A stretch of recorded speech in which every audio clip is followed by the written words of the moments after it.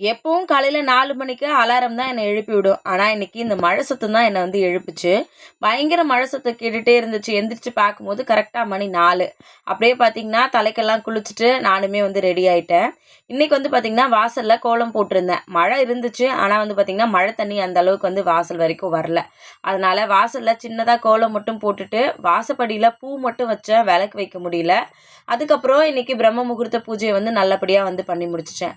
அக்கா நீங்க பிரம்ம முகூர்த்த பூஜை பண்ணும்போது தினமுமே சாரி கட்டுறீங்க. அப்ப டெய்லி சாரி கட்டிட்டு தான் பிரம்ம முகூர்த்த பூஜை பண்ணணுமா? அப்படியெல்லாம் வந்து கேட்குறீங்க. அப்படியெல்லாம் எதுவும் இல்ல.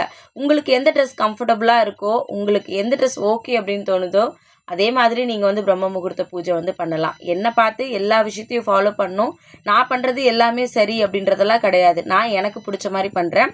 நீங்க உங்களுக்கு புடிச்ச மாதிரி பண்ணுங்க. கண்டிப்பா உங்களோட வேண்டுதல் எல்லாமே நல்லபடியா நடக்கணும்னு நானும் வேண்டிக்கிறேன். மறுபடியும் நாளைக்கு பார்க்கலாம். Thank you.